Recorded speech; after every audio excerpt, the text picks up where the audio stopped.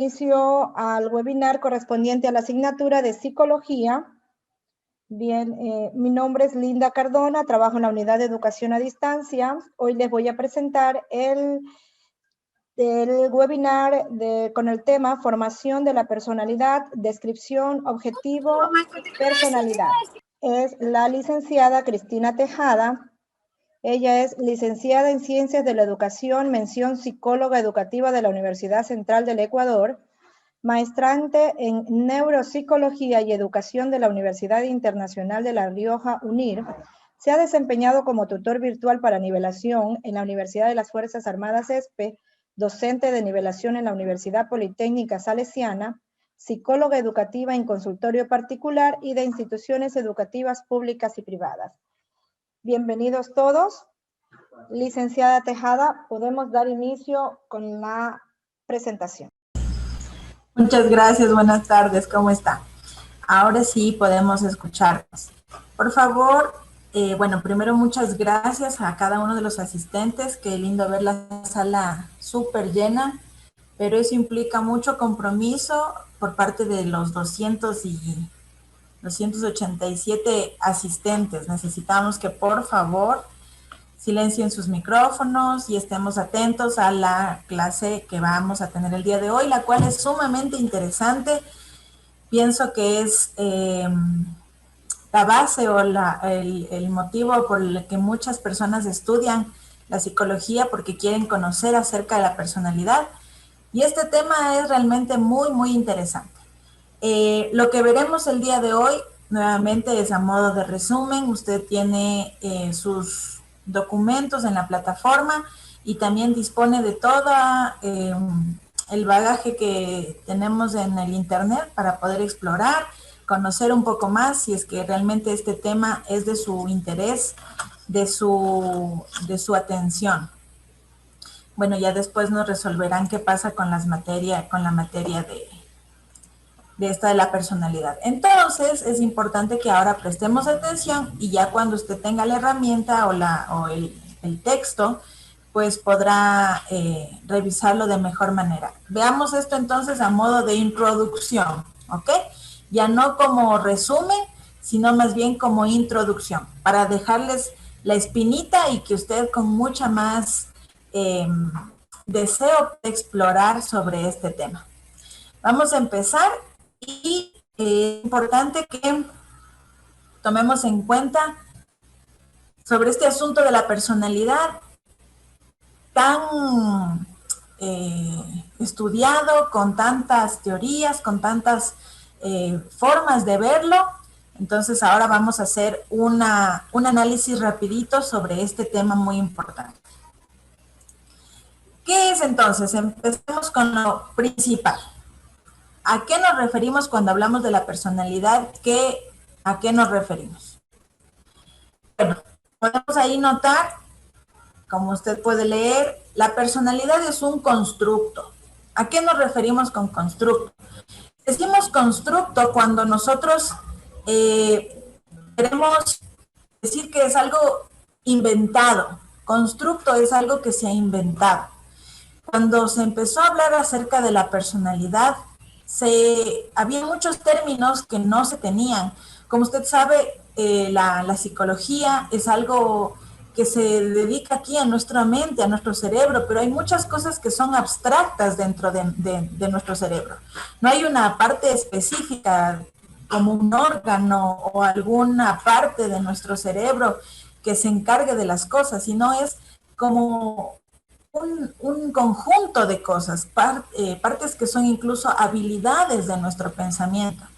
Entonces, la personalidad también es un constructo hipotético. El término personalidad es inventado, por así decirlo. ¿Con qué fin o para qué? Ha sido inventado para poder observar la conducta y poder tener una respuesta en función de esta conducta. Este constructo, este invento, no implica connotaciones de valor.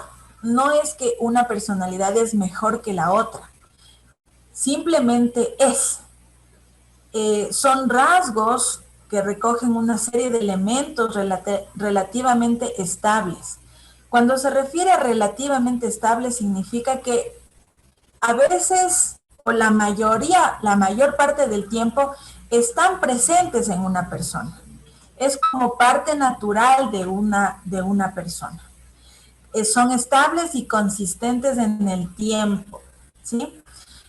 Entonces, la personalidad viene a ser lo que usted es, lo que le define a usted como persona. Por eso se llama personalidad, porque es lo que a usted le define, lo que termina siendo quien usted es. Cabe también indicar que la personalidad es algo único, es algo que cada ser humano tiene. Ningún ser humano es igual a otro en cuanto a su personalidad. Ni siquiera los miembros de una misma familia, ni siquiera los hermanos gemelos idénticos, ¿no? Que compartieron la matriz, e incluso comparten los mismos genes, no son iguales, porque cada uno de ellos va formando y fue formando su personalidad en función del entorno y en función de sus características hereditarias. Entonces, ¿por qué está compuesta la personalidad? Dentro de este tema, muchos autores han dado varias formas o varios elementos, varias fichas con las que la personalidad está desarrollada.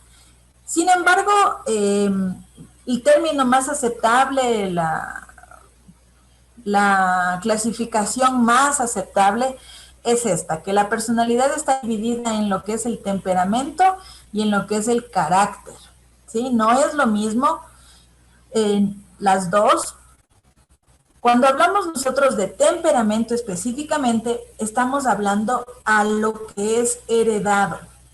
Son las características que tenemos como individuos, pero de forma innata, con lo que nacemos.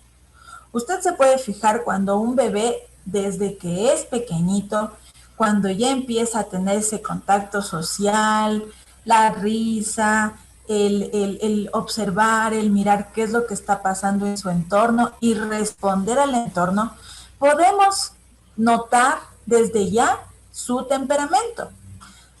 Niños que tal vez son muy enojones y pasan todo el tiempo enojados, ¿sí? No se ríen por nada. Ni bebés que están llorando y lloran todo el tiempo. Bebés que son tranquilitos, súper tranquilitos. O bebés que son muy risueños y todo el tiempo están riéndose y están contentos.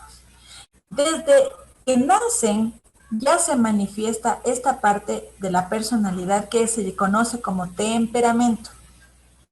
Es esta parte innata, propia del ser humano. Cabe desde ya señalar que el temperamento no es modificable. El temperamento es algo con lo que usted nace, es algo que está en sus genes. Y usted nace con esta esencia. Ahora, esto es solamente una parte de todo lo que tiene que ver con su personalidad. Pero podríamos decir que es el 50% o un 40% de su personalidad. La otra parte viene a ser el carácter. Y este término carácter ha sido muy confundido. Pensamos que carácter significa, ay, cómo me comporto, cómo me siento, ¿no? Que tengo un buen carácter, un mal carácter, o tengo un carácter fuerte, un carácter débil. Pero cuando hablamos de carácter es aquello con lo cual nosotros vamos añadiendo. Un carácter es un sello. Cuando antes había las máquinas de escribir, carácter se llama a todas esas teclitas o esos elementos que forman una palabra. Una letra era un carácter. Entonces, el carácter o el carácter viene a ser un sello que cada uno de nosotros nos vamos poniendo a medida que vamos creciendo. Entonces, el temperamento lo nacemos y el carácter es algo que vamos añadiendo y vamos metiendo a nuestra vida. Aquí viene la parte del conocimiento, todo aquello que nosotros aprendemos y forma parte ya de nuestra naturaleza, lo que vamos aprendiendo, conociendo, las herramientas que vamos adquiriendo, las experiencias que vamos teniendo a lo largo de nuestra vida, desde muy pequeños hasta el día que morimos, vamos aprendiendo y teniendo experiencias. También están las sensaciones, es decir, todo aquello que está a nuestro alrededor y que nos permite sentir el entorno, ¿no? No es lo mismo y no va a tener un mismo desarrollo una persona que ha explorado mucho a una persona que se ha mantenido, qué sé yo, dentro de 4 paredes. Entonces no va a tener el mismo conocimiento, la misma experiencia, las mismas sensaciones una que otra persona. Dentro del carácter también está nuestro constructo cultural, ¿sí? Las reglas, las normas, las tradiciones, estos valores que nos dan nuestra familia, aquellas ideas que nos plantean la parte filosófica, o sea, todo lo demás que nosotros vamos adquiriendo a medida que avanzamos en nuestra edad, viene a ser el carácter. Este carácter puede ser modificable y es susceptible a modificación a lo largo de nuestra vida.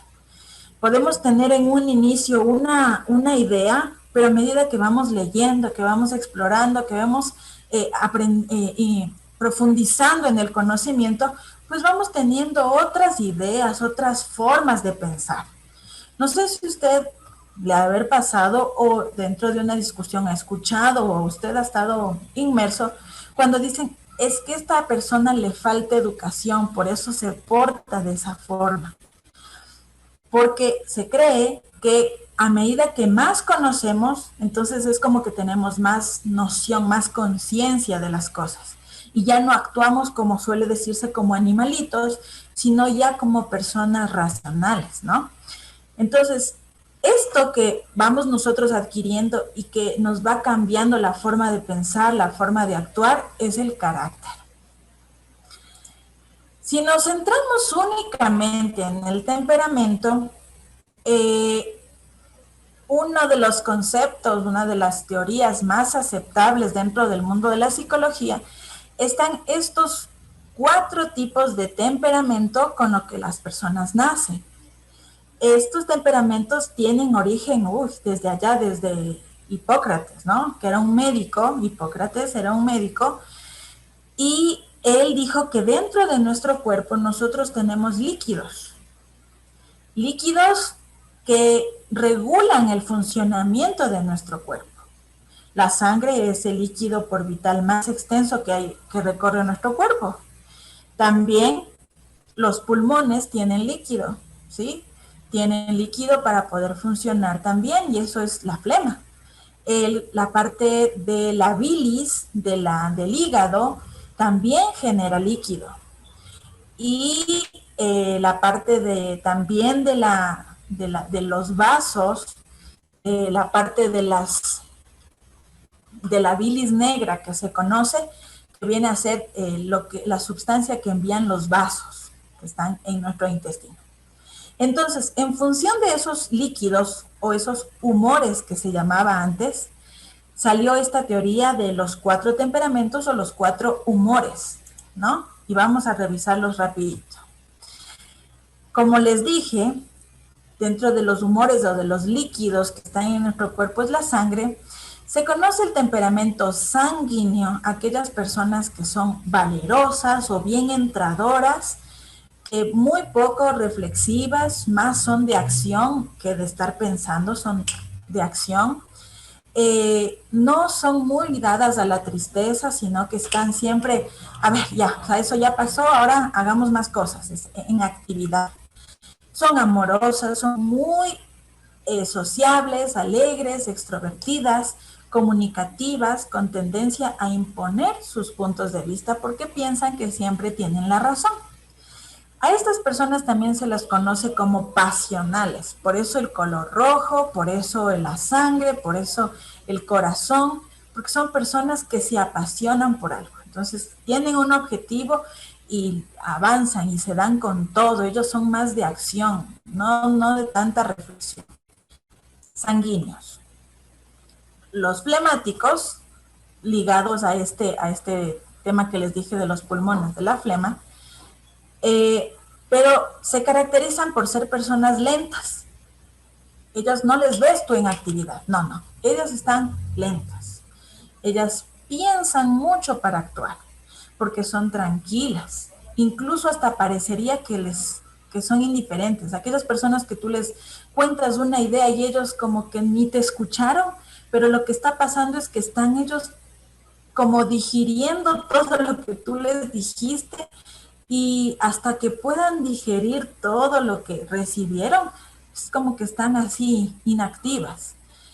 Tienen rutinas muy establecidas y son muy difíciles para afrontar un cambio estas personas flemáticas. Son individuos regulares, metódicos, que ya tienen su forma y no les gusta cambiar esas formas. Les cuesta mucho hacer los cambios.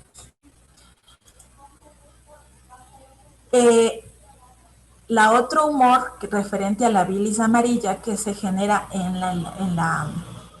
el páncreas, en la vesícula biliar, genera relacionada con el hígado. Son personas muy fuertes, por así decirlo, muy enojonas, muy temperamentales, muy explosivas, ¿no? Personas que tienen reacciones rápidas, pero violentas, no solamente de atención, sino que están así, a la defensiva, dadas al sarcasmo, con tendencia a una cólera súbita. O sea, si algo no les gusta enseguida es ¡ah! Tratan de evitar las expresiones de afecto y de debilidad. O sea, ellos son como un roble, ellos son un tronco, ellos no se dan como a su brazo a torcer. Ellos, justamente por su personalidad, les gusta tener la razón o marcar también su punto de vista, pero de la forma como a la fuerza, ¿no?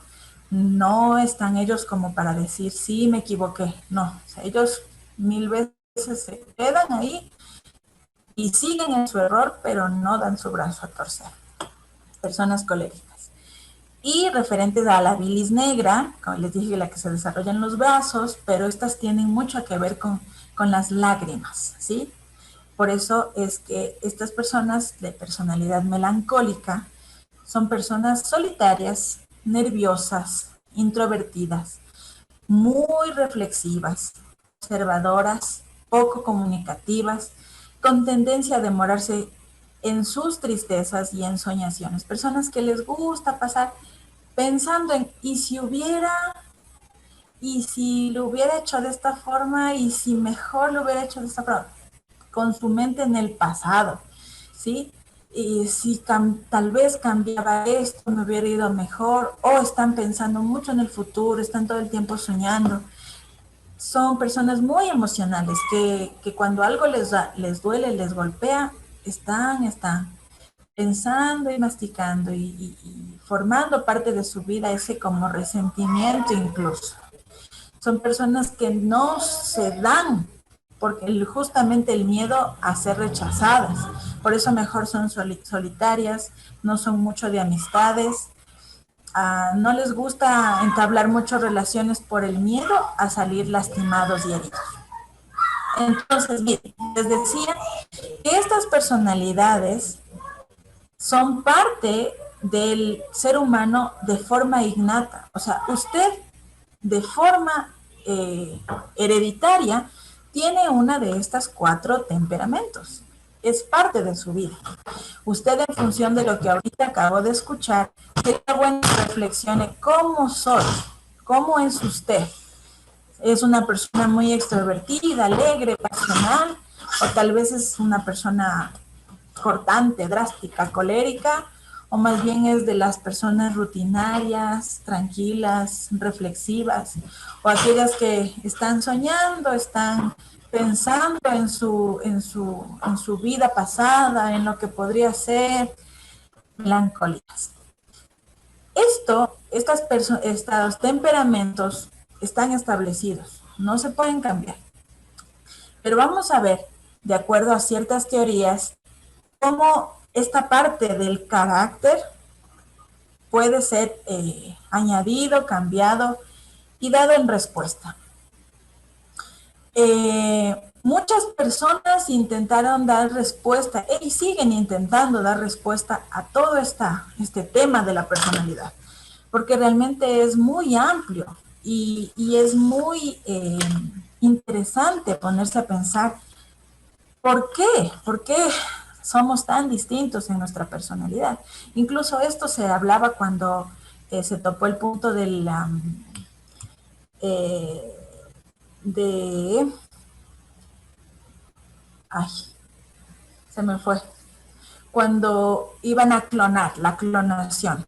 Cuando se topa el punto de la clonación, de querer duplicar a la persona, ¿sí? Tomando sus genes y armar, construir otra persona igualita, podrá tener todas las características físicas, pero su personalidad no va a ser la misma del clon original, ¿no? O sea, del original, el clon no va a tener su misma personalidad, porque no va a vivir las mismas experiencias, no va a tener la misma información en su cerebro, por lo tanto va a ser otra persona diferente que se parece al original, porque la personalidad es única, es única.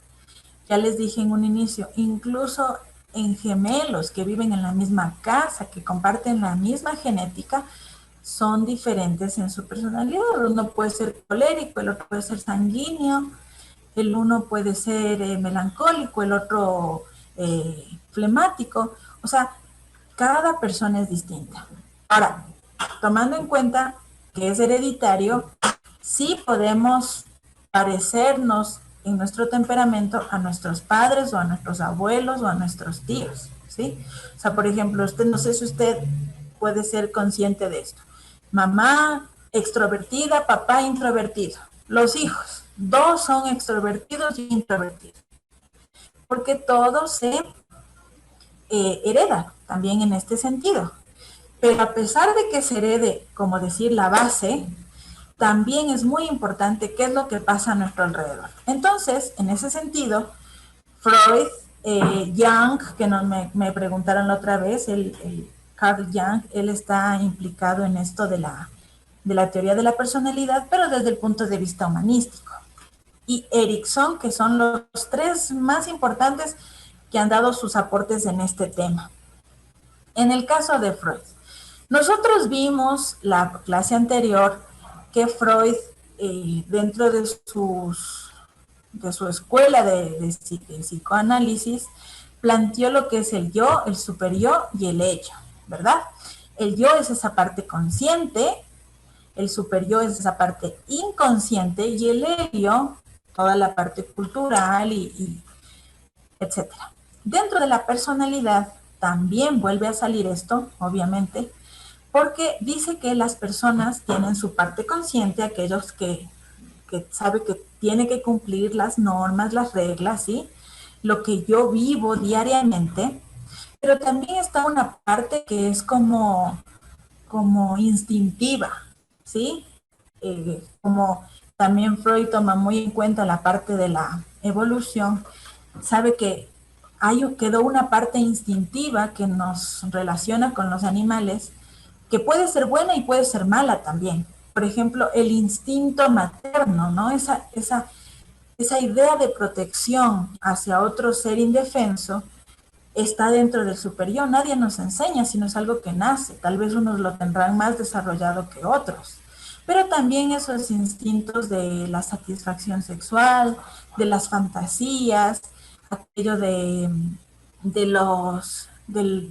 dañar y matar a otras personas también, que está reprimido por la conciencia. O sea, yo no puedo, qué sé yo, no es lógico tener relaciones sexuales en público. Mi conciencia me dice no, aunque tal vez mi super yo está fantaseando en aquello. Asimismo, si yo me enojo, si yo tengo mucha cólera con alguien, qué sé yo, hasta lo pensamos de lanzarme al cuello y morderle y y desquitarme de las iras que me hace tener. La conciencia me dice no. Y la represión y mis instintos, mis impulsos que están aquí escondidos son los que manifiestan estas cosas, ¿no?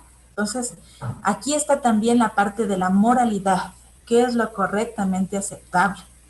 Miren, en Alemania, cuando se dio esto de los nazis,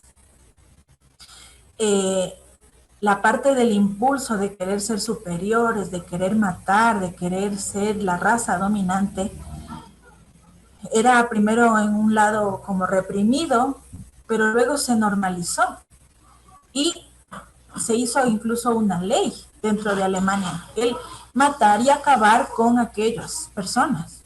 Y cuando la Segunda Guerra se terminó y empezaron a juzgarles a los nazis, ellos decían, ¿bajo qué ley me juzgas? Porque bajo la ley de Alemania de los nazis, yo no hice nada malo.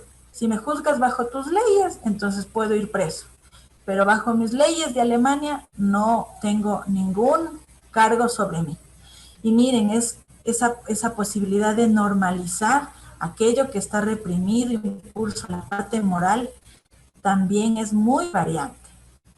Bueno, Freud dijo que constantemente hay una lucha dentro de nosotros que nos hace equilibrar, ¿no? Esos impulsos, esas leyes morales, esa conciencia de la realidad. Y es que nuestra vida ha intentado hacer mecanismos para lograr un equilibrio. Y son conocidos como los mecanismos de defensa que manifestamos en nuestra personalidad, en nuestra forma de ser, cuando somos golpeados por una situación complicada en nuestro alrededor. Vamos a ver algunos de ellos. Por ejemplo, aquellas personas que sufren un shock emocional drástico, de pronto, pueden caer de pronto en un momento de negación. Imagínate que alguien le atropella el carro o le bota por ahí una moto, ¿no? Entonces esa persona, más que estar consciente de estoy lastimada, estoy golpeada, ¿qué me pasó? Se ponen a pensar, ¿dónde está mi cartera? Estoy sucia la ropa. ¿Por qué se me ensucia la ropa? O sea, es como que niegan lo que les acaba de pasar y se preocupan, ponen su conciencia en otras circunstancias que no tienen nada que ver. Entonces es un mecanismo que tiene nuestro cerebro para poder lidiar con estos shocks que son fuertes. Después de la etapa de negación, lo lógico es que tú caigas en cuenta y digas, no, en realidad tuve un accidente, por eso estoy, qué sé yo, sin zapatos, sin mi cartera, ¿no? O estoy en el hospital, pero es necesario volver al estado normal de conciencia. Ahora, lo malo es cuando permanecemos en estos mecanismos de defensa y todo el tiempo estamos alejados de la realidad. Otro, por ejemplo, puede ser el desplazamiento, que es la redirección de un impulso hacia un objeto menos amenazante. Cuando yo cambio de pensar hacia algo que no me afecta tanto, para no ser consciente de aquello que me hace daño. Otra cosa puede ser la regresión, retornar a comportamientos infantiles o primitivos al enfrentarnos con el estrés. Mira, tú sabes que un bebé se chupa el dedo para calmar su hambre, ¿no? Pero si tú ya tienes 20, 30, 40 años y ante una situación de estrés necesitas chuparte los dedos, morderte las uñas, cogerte para calmar tu ansiedad, estás teniendo una regresión. No está mal estos mecanismos de defensa, nos sirven para poder regularnos, como les digo. Lo malo es permanecer en ellos. Y ahí es cuando la personalidad sufre un desajuste. Dentro de los arquetipos que Jung manifiesta, tiene más o menos que ver con lo de Freud. Dentro de sus arquetipos, él dice que está la persona, que es esa parte consciente, ¿sí? De lo que yo hago a plena conciencia.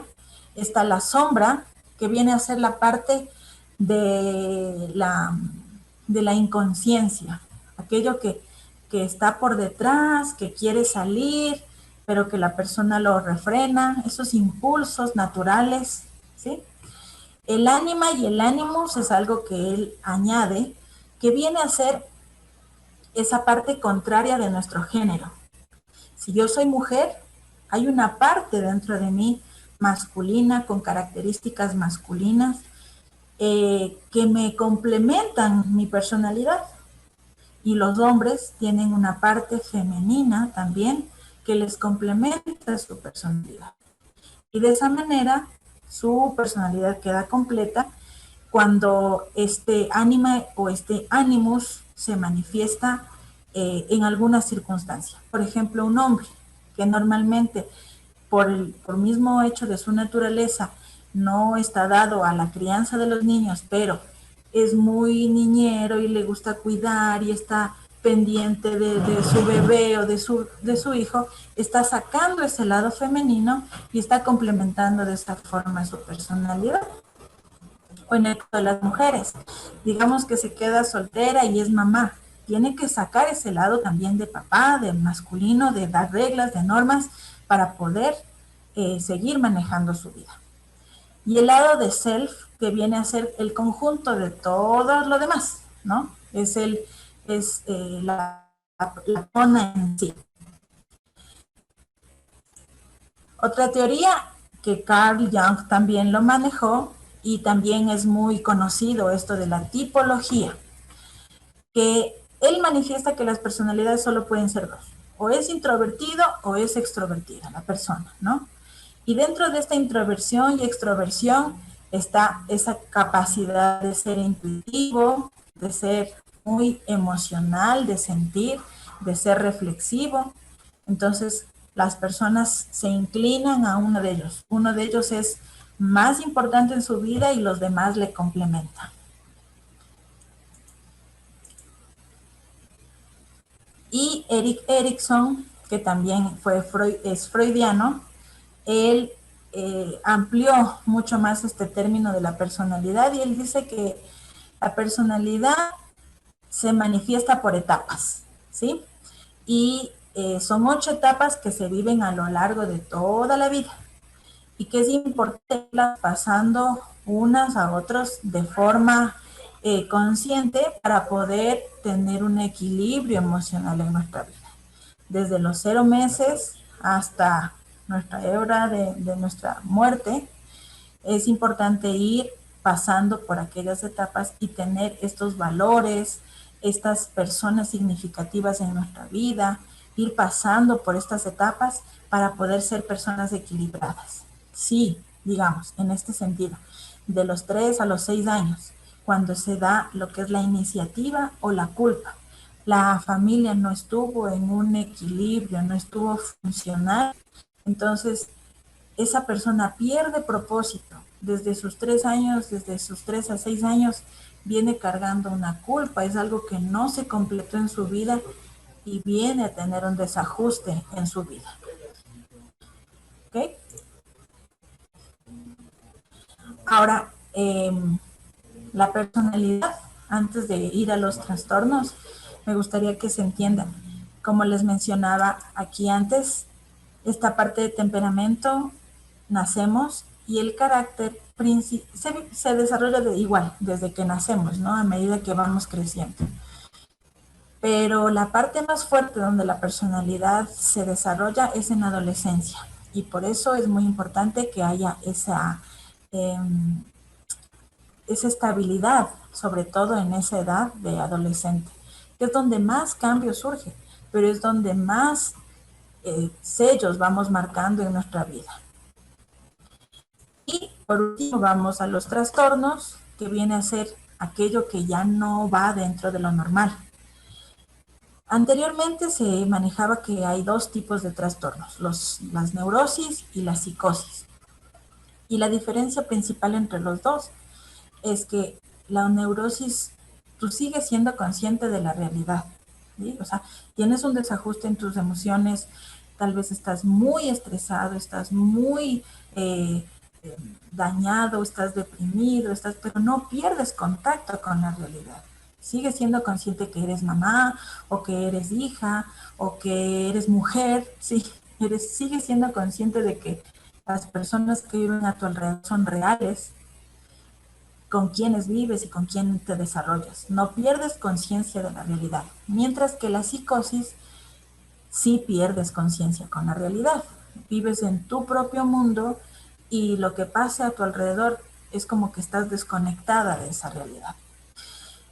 Actualmente el DSM-4, que es el que se encarga de dar los parámetros básicos para la cuestión de salud, también ha marcado los trastornos de personalidad en 3 tipos. Aquellos que se conocían como la psicosis, que es el paranoide, esquizoide y esquizotípico. Son personas que están alejadas de la realidad y son muy peligrosas para la sociedad. Y la etapa, los trastornos B y C vendrían a ser la parte neurótica, que también son obviamente afectados la personalidad de las personas, pero siguen siendo conscientes de la realidad y tienen la posibilidad farmacológicamente o con tratamiento de superar este problema. Puede ser la parte antisocial, personas que son muy impulsivos, por ejemplo, los ladrones, aquellos que están en la cárcel, son gente con personalidad antisocial, que no se ajustan a las normas de una sociedad. Entonces se les puede poner en un centro de rehabilitación, en un centro carcelario, y ellos, bajo esas reglas, esas normas, pueden continuar viviendo. Por acá vemos al narcisista, aquellas personas que tienen un concepto muy alto de sí mismo y hacen de menos a los demás, ¿no? Y bueno, los obsesivos compulsivos, que son también los más ahora populares, aquellas personas que tienen TOCs, se llaman, que tienen estas obsesiones, ¿no? O extrema limpieza, o extremo orden, o miedo a salir. Son desajustes de la personalidad. Y así, a modo de introducción en este caso, vendría a hacer todo lo que tiene que ver con la personalidad y sus componentes. Espero que haya quedado claro. Tuvimos que correr por la cuestión de tiempo, pero espero de todo corazón que les quede la espinita para seguir investigando más al respecto, y cuando ya le llegue la información que usted tiene, pues pueda ir complementando este tema. ¿Sí? Les agradezco mucho por su atención. Buena tarde. Muchísimas gracias, licenciada. Si tienen alguna pregunta, señores estudiantes. Steven, por favor, puedes activar el micrófono.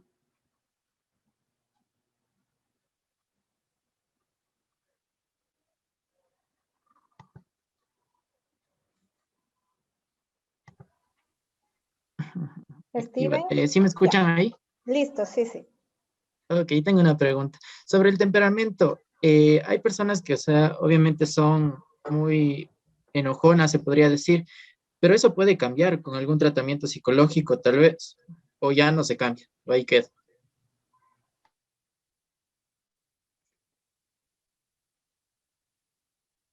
No le escucho.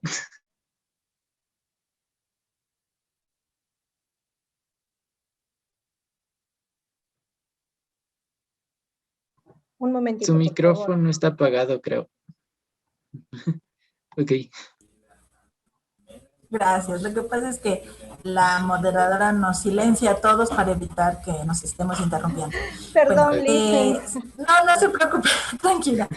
La personalidad, bueno, el temperamento colérico específicamente, que sería aquello que es muy explosivo, ¿sí? Es innato, siempre va a tener esa tendencia. Sin embargo, por técnicas que podamos tener de relajación, por el aprendizaje, la educación, la realidad en la que vivimos, podemos ir controlando aquello. Podemos tener esa característica de, qué sé yo, cuando me enojo y quiero explotar, entonces me callo, me alejo, me alejo del problema, me voy a golpear la pared o a gritar en un cojín. O sea, tengo técnicas para poder controlar mi temperamento, pero el temperamento es algo con lo que yo nazco. y voy a tener siempre esa tendencia a inclinarme a hacer aquello. Pero por mi forma de educación, de cosas que adquiera la parte del carácter, puedo encaminar esa tendencia.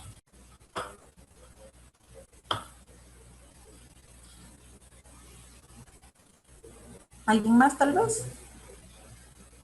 Valeria. Sí, ¿me escuchan? Sí, sí. Ya, disculpe, la pregunta es en la parte de lo que es mecanismo de defensa, en la que es de la que dice negación, donde dice que el bloqueo de los es el momento en que se bloquea en los eventos extremos la conciencia. Yo quisiera saber en este tipo de mecanismo, lo de la negación es algo temporal, o sea, horas, días, o puede permanecer de por vida, de largo.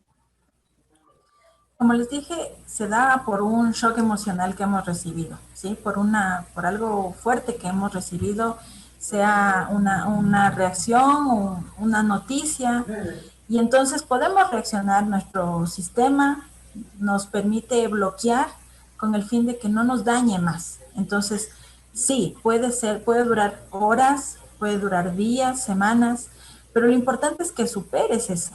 O sea, no vas a vivir en negación toda tu vida, porque si vives en negación, entonces ya te estás saliendo de la realidad, porque no puedes vivir tu vida negando que algo sucedió. Entonces ahí estás saliendo de la realidad y ya sería un trastorno psicótico que estás sufriendo.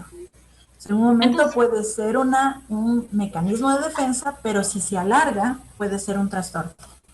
Sí, sí, pero como es solamente así un alargue que pongámosle temporal. Yo lo digo porque en mi caso, mi esposo una vez en su bicicleta creo que se partió algo y se cayó de golpe de cabeza al piso. Y él me comunicó a mí, me llamó y me dijo que pasó eso, tal otro. Y yo lo fui a ver, pero cuando yo fui, él ya no estaba. Un compañero de trabajo lo había llevado a la casa de mi suegra. Entonces mi suegra me llamó, me dijo que él estaba ahí con ella, que no sé qué, y yo fui y le pregunté que por qué me llaman sabiendo que está ahí, y o sea, se traslada de un momento a otro y no me avisa. Entonces él me dice que él a mí nunca me llamó.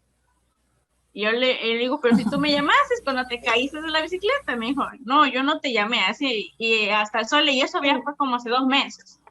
Y hasta el sol de hoy creo que no recuerda nada de que me llamó, de que si me llamó o no me llamó. Ahora separemos una cosa que es pérdida de la conciencia por un traumatismo que sufrió de un golpe, a un shock emocional y una negación que hacemos, pero por la parte emocional.